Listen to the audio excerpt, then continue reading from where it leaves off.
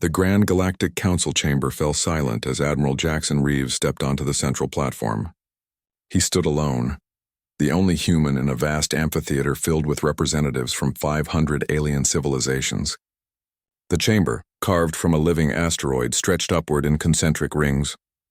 Thousands of eyes, optical sensors, and sensory organs of all descriptions focused on the solitary human. "We will now address the matter of Earth," announced High Arbiter Vox, his translucent body glowing with bioluminescence that shifted from blue to a warning red. His voice, translated through the chamber's systems, echoed with authority. "Humanity stands accused of the most severe deception in galactic history." Reeves straightened his uniform, betraying no fear despite being surrounded by the most powerful beings in the known universe. The artificial gravity felt slightly off, intentionally calibrated to unsettle visitors, he suspected. Above the chamber floor, a holographic star chart materialized, ancient, with flowing script in a language dead for millennia. At the edge of the Orion arm, a red warning pulsed around Sol system. "Here be monsters." This warning, continued the Arbiter, compound eyes narrowing, dates back 50,000 years. Yet when our scouts discovered your world, they found not beasts but beings with cities and technology. Explain this deception. Admiral Reeves smiled slightly. "We are what the warning referred to." Gasps and clicks of surprise rippled through the chamber. The Arbiter's translator glitched momentarily from the emotional outburst. "Impossible," declared Delegate Uru of the Mithrid Conclave, his massive frame rising from the third tier. "Your kind lacks natural defenses. No venom, weak muscles, fragile bodies." "True," Reeves acknowledged, stepping forward. "But perhaps you should ask why the ancients feared us anyway." The chamber darkened as a new hologram appeared. Images from Earth's history, wars, innovations, adaptations, survival against impossible odds. "The truth, esteemed council," said Reeves, his voice steady, "is that we didn't hide monsters. We are what your ancestors fled from." From the shadowed highest tier, an observer with scales like polished obsidian leaned forward. Ambassador Thex of the reclusive Draveni Empire spoke for the first time in a century. "The human speaks truth. We remember." "We have always remembered," the council erupted in panic. Emergency security protocols engaged. Hovering defense drones surrounded the human. Weapons primed. "Before you judge us," Reeves called out over the chaos, "perhaps you should understand why the oldest spacefaring races once abandoned an entire galactic arm rather than face us." The High Arbiter slammed a crystalline gavel, restoring order. "Explain yourself, human." Reeves looked around the chamber, meeting alien gazes without flinching. "Your histories speak of the Great Exodus War, when the precursor civilizations abandoned the Orion arm. You were taught they left due to stellar instability. That was a lie." He gestured to the ancient map still hovering above. "They left because of what they saw evolving on Earth. Not what we were, Isur, but what we would become." Ambassador Thex glided down to the chamber floor, ignoring protests from other delegates. The Draveni stood nearly 9 feet tall, obsidian scales reflecting the holographic light. "The Draveni archives confirm this," Thex said, voice like grinding stone. "The precursors' predictive algorithms showed that humans would one day surpass them. Rather than face this, they retreated." "Preposterous," hissed a delegate from the upper tiers. "These primates? They've barely mastered interstellar travel." Reeves tapped his wrist communicator. "The holograms changed to show Earth's rapid advancement. From stone tools to quantum computing, in a mere eye blink of cosmic time. We adapt," Reeves said simply, "faster than any species you've encountered. We transform our environment instead of being transformed by it, and we never ever stop." The Arbiter's bioluminescence pulsed with increasing frequency. "Even if true, this changes nothing. You were quarantined for good reason. Your recent expansion violates ancient treaties your kind wasn't even aware of. Treaties require consent from both parties," Reeves countered. "We never agreed to be caged." Ambassador Thex moved closer to Reeves, towering over the human. "Tell them what else the archives say, Admiral. Tell them what the precursors truly feared." The chamber grew quieter, the silence heavy with anticipation. "They feared our imagination," Reeves said. "Our ability to conceive of things that don't exist, yet are, and then bring them into being. Your civilizations evolve through gradual refinement. We make quantum leaps through creative destruction." He tapped his communicator again. The hologram showed human art, literature, scientific theories that preceded proof by centuries. That's why the warning on your maps doesn't say dangerous beings or hostile species, it says monsters. Because to the precursors, we were something they couldn't classify, something outside their understanding, something that shouldn't exist but did. The Arbiter conferred quietly with other senior council members. After tense moments, he addressed the chamber again. The accusation stands. Humanity has expanded beyond the quarantine zone established by our predecessors. This endangers the galactic balance of power. With respect, Reeves replied, we didn't know we were quarantined until your scouts found us. By then, we had already established colonies in 12 star systems. A new delegate spoke a being composed of intertwined tendrils of light. The law is clear. Violation of quarantine requires immediate containment. The human worlds must be isolated. Reeves's expression hardened. I came here to open diplomatic relations, not to surrender our freedom. You have no choice, the Arbiter stated. The Council has already voted. Containment vessels have been dispatched to all known human settlements. For the first time, Reeves showed emotion, anger flashing across his face before being quickly controlled. There's something you should know before you make a terrible mistake. He tapped his communicator one final time. The holographic display changed to show real-time images of Earth's orbital defense system. Thousands of satellites and stations forming a web around the planet. We've been watching the stars for centuries, wondering if we were alone. When we detected your scout ships, we prepared. The quarantine you think you're enforcing? We've been enforcing our own. A murmur of confusion spread through the chamber.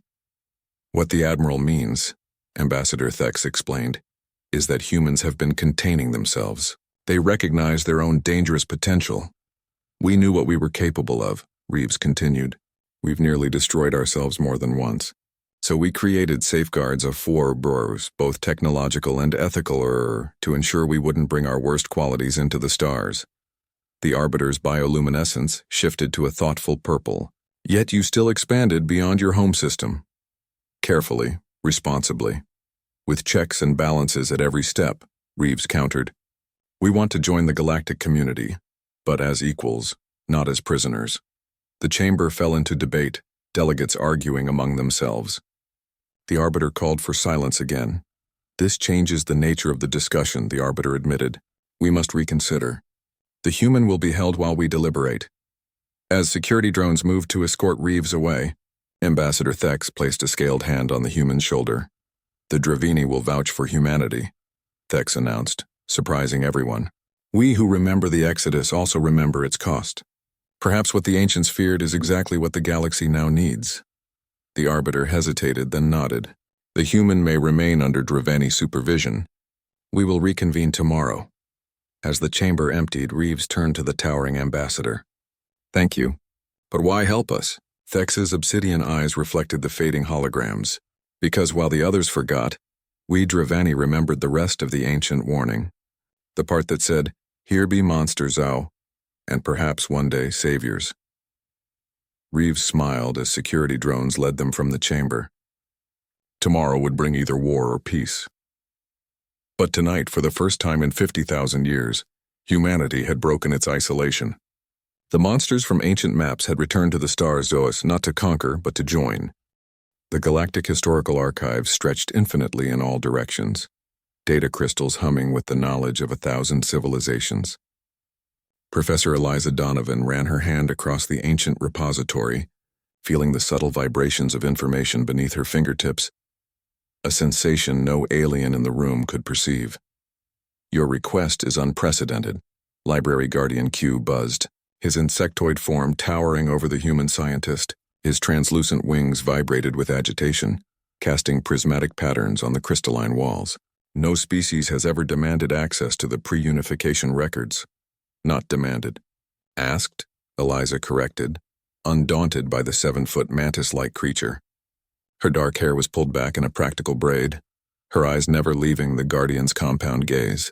If you're going to execute my planet over an ancient warning label, we deserve to know why. Behind them, Junior Archivist Root shifted nervously, his vine-like appendages curling and uncurling. The plant-based being's leaves rustled with anxiety. Guardian, perhaps the human should see. The prime directive of knowledge, silence. Hugh snapped, mandibles clicking sharply. These records are sealed for the protection of all sentient life. Eliza smiled thinly. Are you protecting the galaxy from us or protecting yourselves from the truth? The enormous archive hall was eerily silent except for the soft hum of data crystals. 2 days had passed since Admiral Reeves's appearance before the Council, and humanity's fate hung in the balance. While the delegates debated, Eliza had requested access to the historical records, a request that caused unprecedented controversy. The Council granted my research team access, Eliza pressed. Or does the library claim authority above the Council? The Guardian's compound eyes flickered with conflicting emotions. The archives predate the Council itself. We serve a higher purpose, and which is preventing the mistakes of the past from destroying the future. Eliza stepped closer, lowering her voice. What if the mistake was quarantining humanity in the first place? After tense negotiations, the Guardian reluctantly led them to a sealed chamber, deep within the archive complex. Ancient mechanisms whirred as a crystalline data core rose from the floor, pulsing with dim blue light. The Exodus records, Q explained, mandibles moving with precision. The final testament of the precursor civilization. No one has accessed these in over 20,000 years. As Eliza connected to the interface using the neural adapter provided, her mind flooded with images of a galaxy in terror, primitive alien vessels fleeing en masse from the Sol system, a catastrophic decision to quarantine an entire region of space, billions of beings abandoning prosperous worlds, retreating to what were then the galactic frontiers. I don't understand, she whispered, fingers trembling as she navigated through the ancient data. This was 50,000 years ago. We were still using stone tools. Not you, Root said quietly, leaning closer. What the precursors found on your world. The final record activated. A desperate message from a precursor scientist, its alien features distorted by what could only be described as existential fear. The creatures possessed no technology, but something far worse. They imagine. They adapt. They transform their environment instead of being transformed by it. And they never ever stop. In 1,000 years or 10,000 they will reach the stars, and nothing in the galaxy will be able to stop them. Eliza's eyes widened as realization dawned. You didn't fear what we were. You feared what we would become. The Guardian's wings stilled. The precursors' predictive algorithms were never wrong. They foresaw humanity's potential before you had even mastered fire. Algorithms can't predict imagination, Eliza countered. They can't quantify creativity or the random leaps of intuition that define human progress. Precisely, the Guardian replied. That unpredictability was what terrified them most. An alarm suddenly blared throughout the facility, pulsing red lights reflecting off the crystal surfaces. What's happening? Eliza demanded, disconnecting from the interface. The Guardian's compound eyes reflected emergency lights. The Council has voted. The quarantine is to be reinstated. Earth will be isolated from the galaxy and permanently. Root's leaves wilted in distress. But they promised 3 days of deliberation. The military faction forced an early vote, Q explained. Containment ships are already moving into position around all human worlds. Eliza's hand went to her communicator, but the Guardian stopped her with a chitinous limb. All communications to human vessels have been blocked. This is illegal, Eliza protested. We have rights under galactic law. Only recognized species have rights, Q said. Humanity's status was revoked an hour ago. Root moved closer to Eliza, voice dropping to a whisper. There's another way. The precursor records contain more than just history. The Guardian swiveled, antenna twitching. Silence, Junior Archivist. That information is forbidden. But Eliza had already seen it in the data arbor schematics for the original quarantine technology. The same technology now being deployed against Earth and its colonies. You can't stop this, the Guardian warned, reading her expression. Watch me, Eliza replied, suddenly lunging toward the data core. Her fingers danced across the interface faster than the Guardian could react, downloading critical schematics to her neural implant. Alarms intensified as security protocols detected the unauthorized access. Armored security drones poured into the chamber. Weapons trained on the human. Professor Donovan, you are under arrest for data theft and espionage, announced the lead drone. Eliza stood calmly, hands raised. I invoke Article 7 of the Knowledge Preservation Treaty. Any being may access information vital to their species' survival. That treaty doesn't apply to quarantined species, the Guardian countered. We weren't quarantined when I accessed the data. Eliza smiled. The timing of the council vote works in my favor. Root moved between Eliza and the drones, stretching to full height. She's right, Guardian. Legally, she accessed the data while humanity still had protected status. The drones hesitated, awaiting instructions. The Guardian's compound eyes flickered rapidly at the equivalent of a frustrated scowl. It doesn't matter, Q finally said. The quarantine will be activated within hours. Even with the schematics, you can't prevent it. Eliza's smile grew confident. You still don't understand humans, do you? We've been studying your technology since first contact. What takes you centuries to develop, we reverse engineer in years. Her communicator suddenly chimed. A signal had broken through the jamming. Professor Donovan, came Admiral Reeves's voice. We've received your data transmission. Our engineers confirm it matches the energy signatures we detected from the Council fleet. The Guardian's wings flared in shock. Impossible. The transmission was blocked. We don't rely on your communication networks, Eliza explained. Quantum entanglement. Another human innovation your algorithms didn't predict. The chamber doors slid open as Ambassador Thex entered, obsidian scales gleaming. The situation has escalated, the Draveni announced. Human vessels are moving to defensive positions. You risk galactic war, the Guardian warned. Eliza shook her head. We risk extinction by submitting to quarantine. Which would you choose? Ambassador Thex gestured to Eliza. The Council requests your presence immediately, Professor. A minority faction has called for emergency reconsideration. As they moved to leave, Root impulsively extended a tendril, offering Eliza a small data crystal. Take this. It contains something the Guardian doesn't know I discovered, the personal logs of the precursor who first advocated for peaceful contact with humans. There was no such advocate, the Guardian objected. There was, Root insisted. Her voice was silenced, her records buried. But they exist. Eliza accepted the crystal, tucking it securely into her pocket. Thank you. Escorted by Thex and surrounded by security drones, Eliza left the archives. As they navigated the massive corridors of the Council complex, emergency alerts echoed throughout. Is it true? She asked Thex quietly. Has the fleet already moved against Earth? The Draveni nodded gravely. The quarantine ships are in position, but something unexpected has happened. What? They can't activate the containment field. Every time they try, their systems fail. Eliza suppressed a smile. How unfortunate. Thex's obsidian eyes studied her. You knew this would happen. Let's just say human engineers work very quickly with the right motivation. They reached the Council chamber doors, which loomed 3 stories high. The sounds of heated debate echoed from within.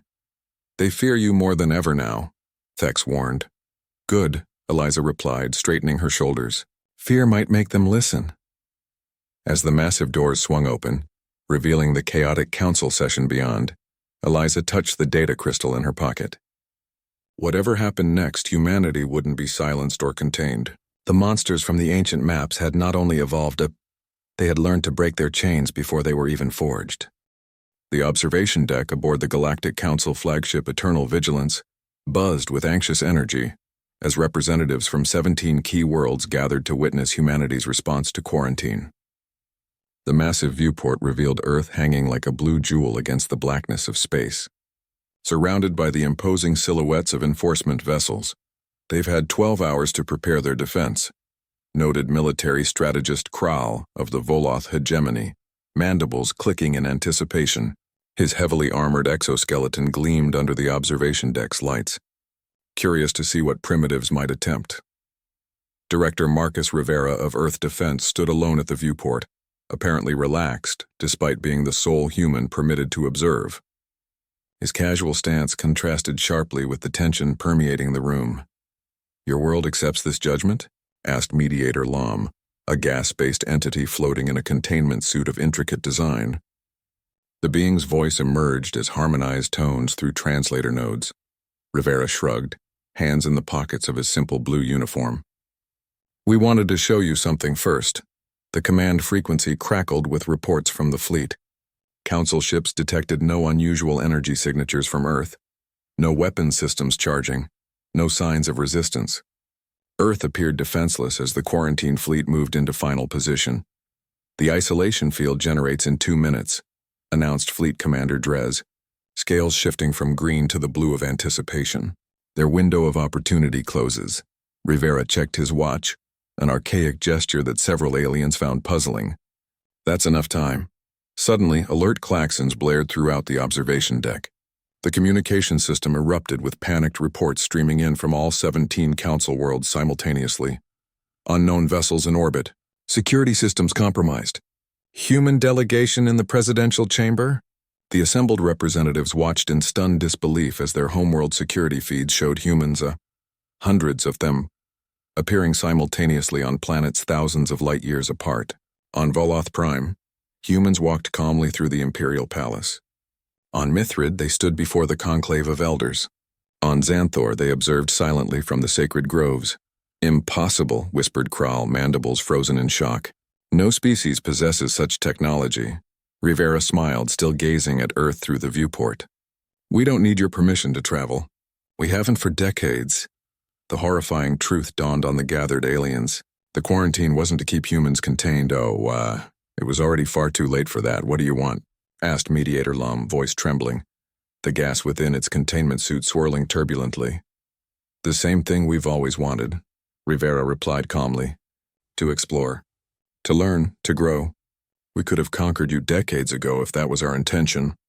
Fleet Commander Drez's scales flushed with fear. "The isolation field, would have been an act of war," Rivera finished. "One we hope to avoid by this demonstration." The observation deck fell silent as the implications became clear. The monsters from ancient maps had not only escaped their cage, they had built the cage themselves and had been studying their would-be jailers all along. "How?" demanded Kral, regaining his composure.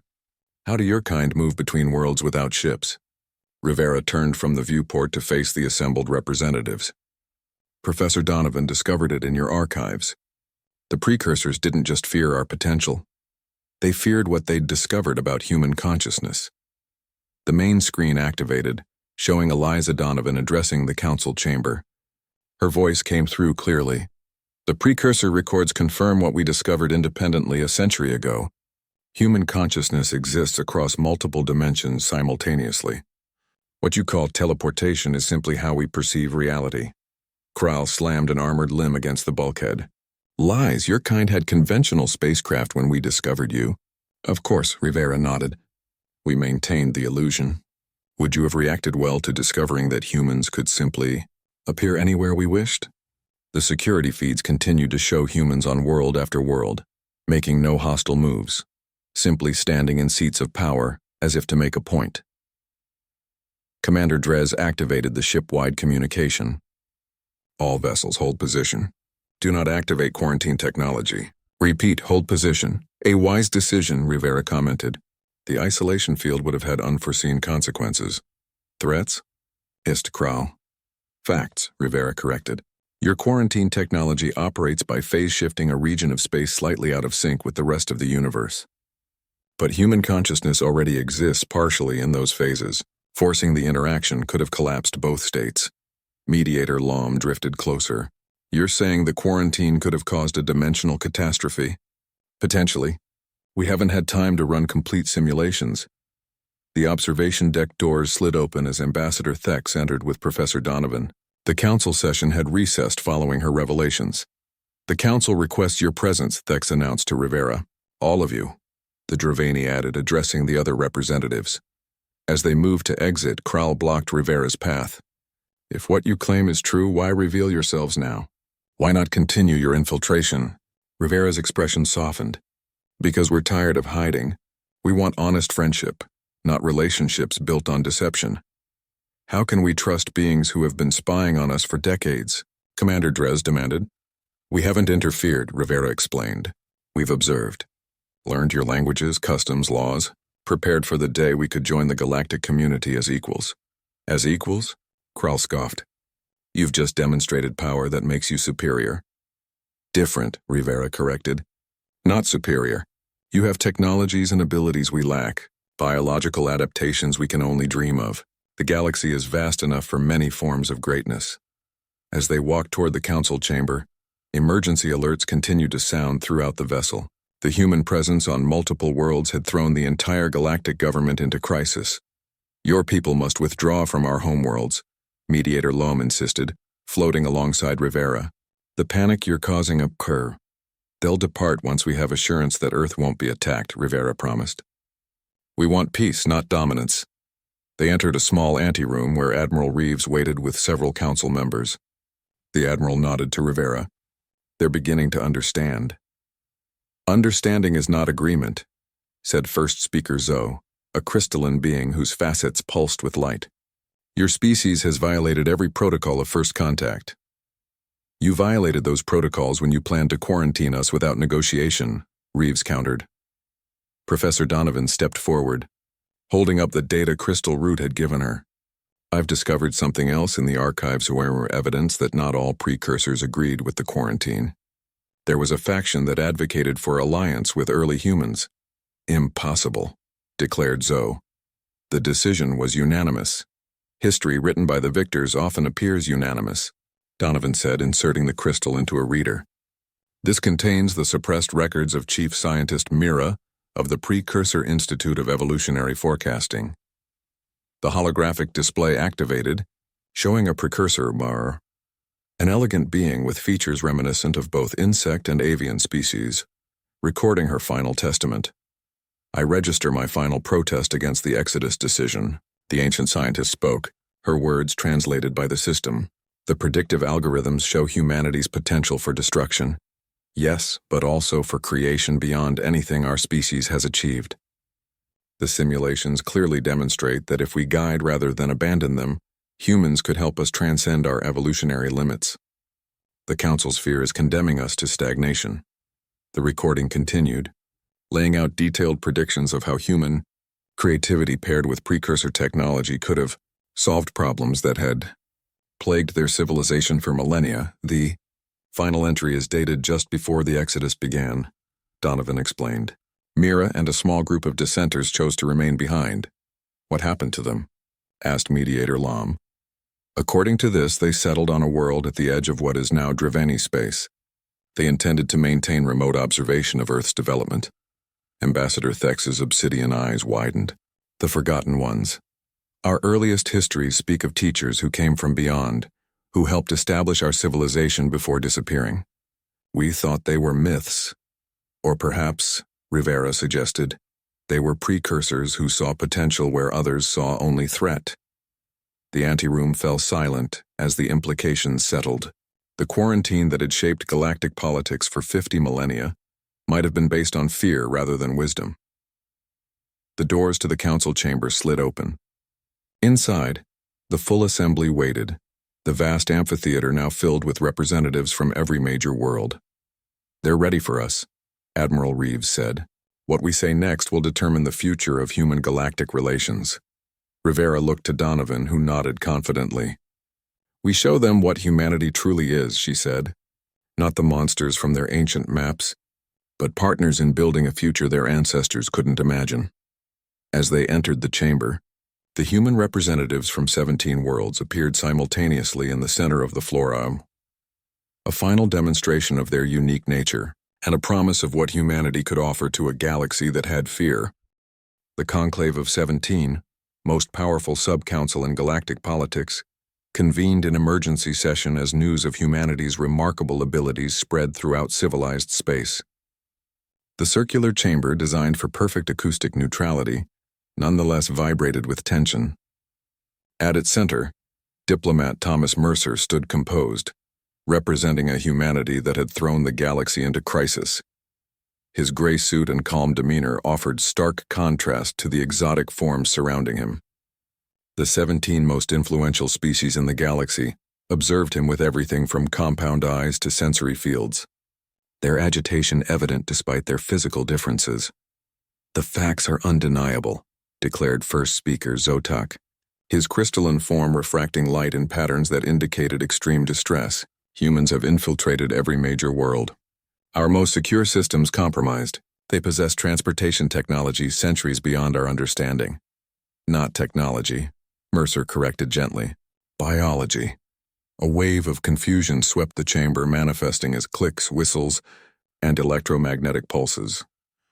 Admiral Lyrax of the Herculean fleet rose from her basin, tentacles rigid with military precision. Water dripped from her amphibious form as she addressed Mercer. "Explain. What you call teleportation is simply how we perceive reality," Mercer continued, hands clasped behind his back. "Humans exist differently. Our consciousness naturally exists across multiple planes simultaneously." "Impossible," scoffed Science Minister Vex of the Technocracy, her mechanical implants whirring as she calculated probabilities. "No organic being can know." "It's why the precursors fled," Mercer interrupted. "They recognized something in our brains they couldn't quantify. Something dangerous. We were evolving not just physically but dimensionally." The chamber erupted in debate, different factions arguing in a cacophony of languages. Security drones hovered nervously, weapon systems active but not yet targeting. In the commotion, Trade Commissioner Orlan of the Mercantile Worlds sidles closer to Mercer. The insectoid being's mandibles barely moved as he whispered, "These abilities, they could revolutionize commerce across the galaxy. My consortium would pay handsomely for exclusive rights." Mercer smiled politely. "They're not for sale. And we've recorded this conversation." Orlan retreated, flustered, his chitin flushing a deep orange with embarrassment. First Speaker Zotac called for order, his crystalline form pulsing with authoritative light patterns. "What are humanity's demands? Territory? Resources? Technological exchange?" "None of those," Mercer replied. "We want partnership. Recognition as equals, not monsters. And if we refuse?" Admiral Lyrax challenged, her tentacles coiling aggressively. The chamber lights flickered momentarily. When they stabilized, identical copies of Mercer stood behind each council member. "We aren't asking," all 17 Mercers said in perfect unison. The security drones spun in confusion, unable to determine which human to target. Council members recoiled from their human shadows. The original Mercer, still at center, continued alone. "But we are offering friendship. Humanity doesn't want conquest. We've evolved beyond such primitive instincts." As the copies vanished, a message appeared on each council member's private terminal. Detailed solutions to their civilization's most pressing crises aren't energy shortages, climate collapse, genetic degradation, problems humans had quietly observed and solved while the galaxy feared them. "What trickery is this?" demanded Defense Coordinator Grek of the Unified Protectorate, his armored exoskeleton clicking as he examined the display. "How did you access classified information about our fusion containment issues?" "We've been watching," Mercer said simply. "Learning, understanding, that's what humans do best." Ambassador Thex entered the chamber, obsidian scales gleaming. The Draveni representative took position beside Mercer. "I have conferred with my government. The Draveni Empire formally recognizes humanity and advocates for their full acceptance into the galactic community." First Speaker Zotac's crystalline form dimmed in surprise. "The Draveni have maintained neutrality for 10,000 years. Time for change," Thex replied. "The archives Professor Donovan discovered confirm our oldest legends.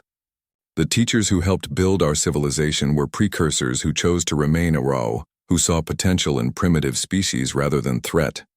Mercer nodded gratefully to the towering alien. "We're prepared to share everything we've learned about dimensional consciousness. Our scientists believe all sentient species have this potential, dormant within their evolution." "Preposterous," Science Minister Vex objected. "Our species has studied consciousness for millennia. Yet you've always studied it from within," Mercer pointed out. "Like trying to understand water while never leaving the ocean." Admiral Lyrax moved closer, studying Mercer with large liquid eyes. "If what you claim is true, why haven't you simply taken control? With such abilities, you could have conquered the galaxy before we even knew you existed." "Because that's not who we are," Mercer replied. "Or at least not who we've chosen to be," he gestured. And a new hologram appeared of Earth's history unfolding, showing humanity's struggles, triumphs, and moral evolution. "We've faced our demons," Mercer explained. "We've confronted our capacity for destruction and chosen a different path. The monsters your ancestors feared, we feared them too, or the darkest aspects of our own nature." The conclave fell silent, absorbing this. "The choice is yours," Mercer concluded. See us as the monsters from your ancient maps, or recognize what we truly are, the future you've been afraid to imagine. First speaker Zotok conferred quietly with other members. Finally, his crystalline form brightened decisively. The conclave will recommend provisional acceptance of humanity into the galactic community, with conditions, he announced. First, all human observers must withdraw from our homeworlds immediately. Already done, Mercer confirmed. They departed the moment this meeting began. That demonstration has served its purpose. Second, humanity must share its dimensional consciousness research under Council supervision. Agreed. With mutual exchange of scientific knowledge. Third, human expansion must proceed according to established territorial protocols. Agreed. Provided existing human settlements are recognized. The negotiations continued for hours, gradually establishing the framework for humanity's integration into galactic society. As the session neared conclusion, an urgent communication interrupted. Vessel approaching, announced a security officer. Unknown configuration. The chamber's main display activated, showing a ship unlike any in known space. Its hull seemed to phase in and out of visibility, defying conventional sensors, not one of ours, Mercer said, frowning. Science Minister Vex analyzed the readings. The energy signature. It's consistent with precursor technology, but more advanced. Ambassador Thex stepped forward. The Forgotten Ones. The unknown vessel established communication. The being that appeared on screen resembled the precursor from Mira's ancient recordings, but with subtle differences acquires evidence of evolutionary divergence over 50 millennia.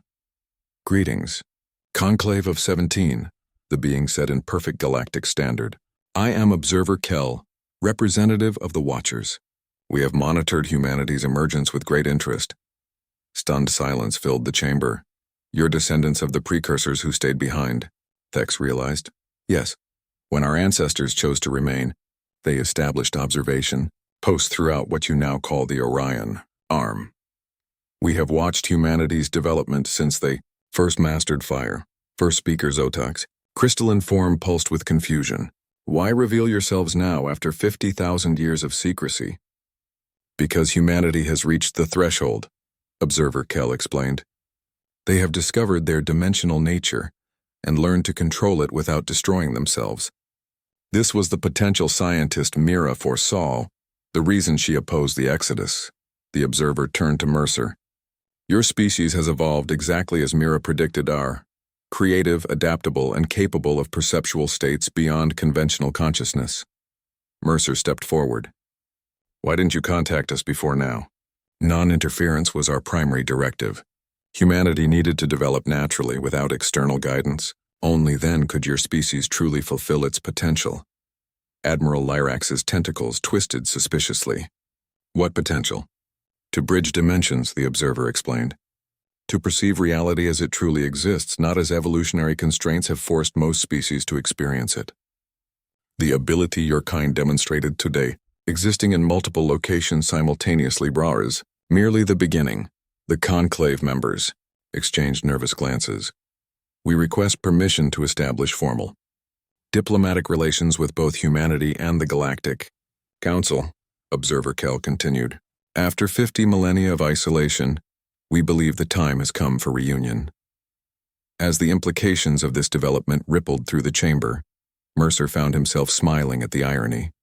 Humanity, feared for so long as monsters on ancient maps, had inadvertently become the catalyst for healing the oldest division in galactic history. The Council requires time to consider this request, First Speaker Zotok said cautiously. Of course, the observer agreed. We have waited 50,000 years. A few more days is nothing.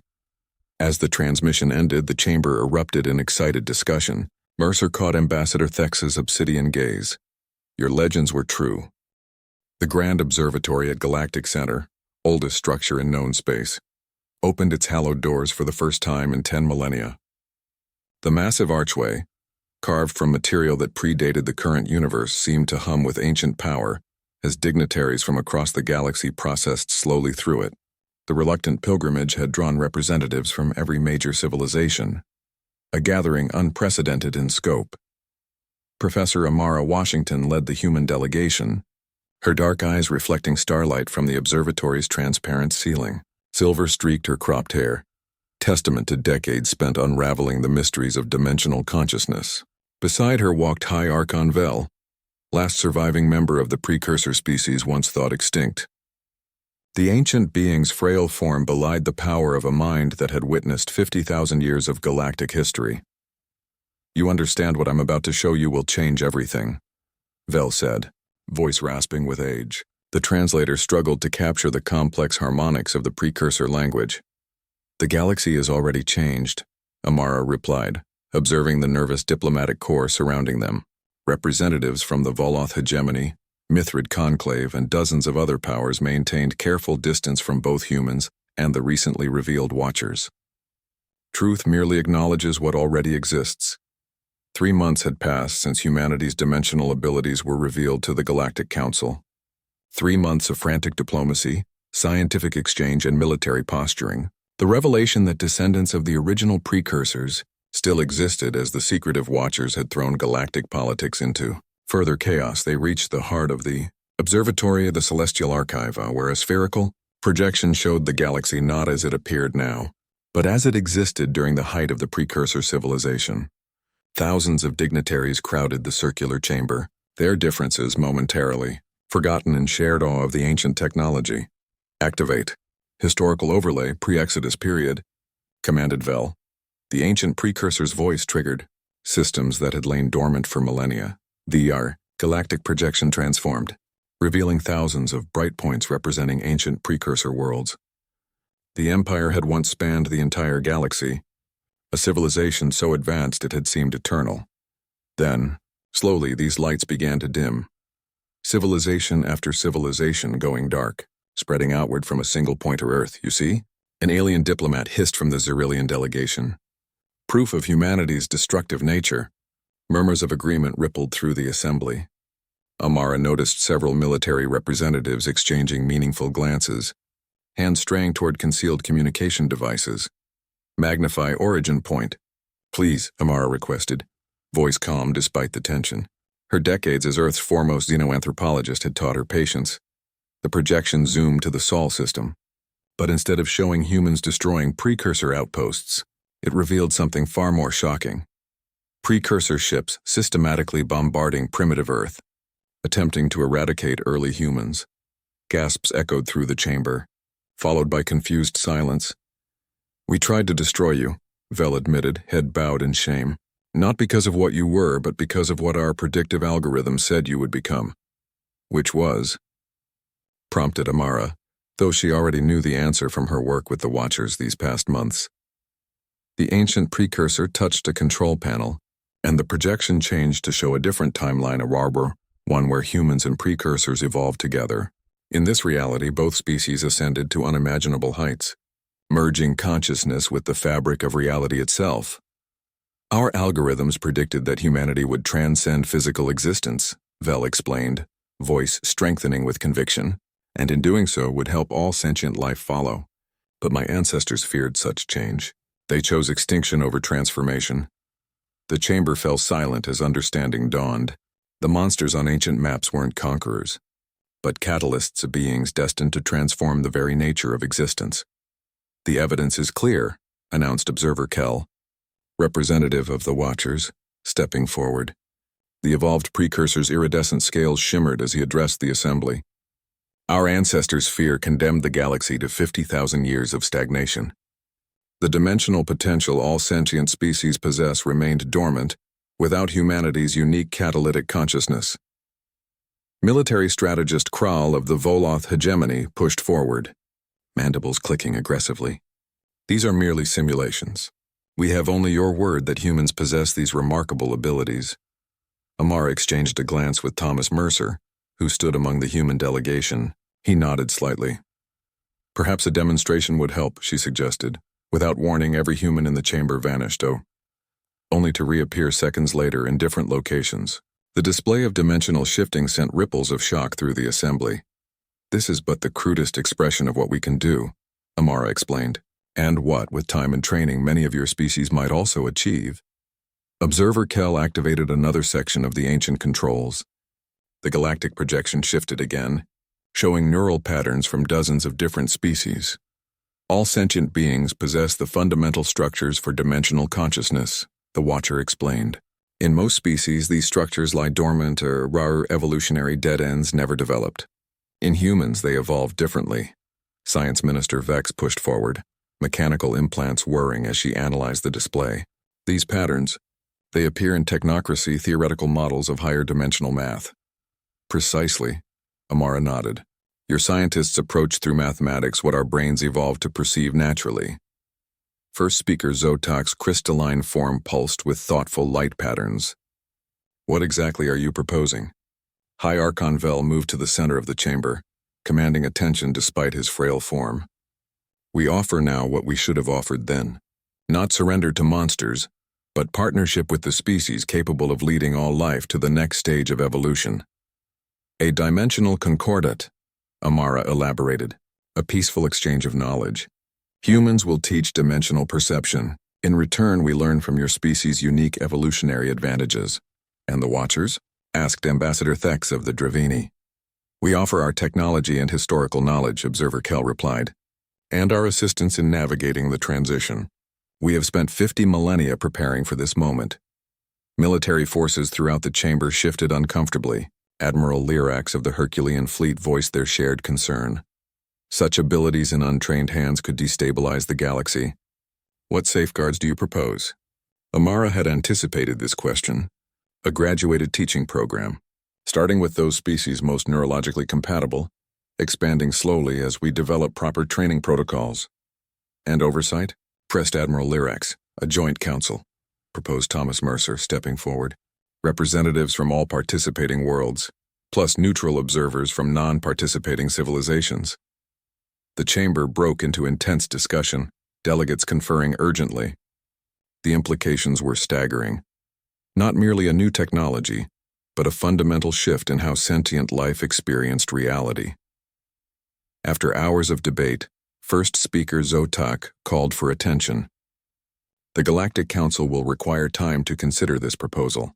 Each civilization must decide whether to participate. Of course, Amara agreed. This must be a choice freely made.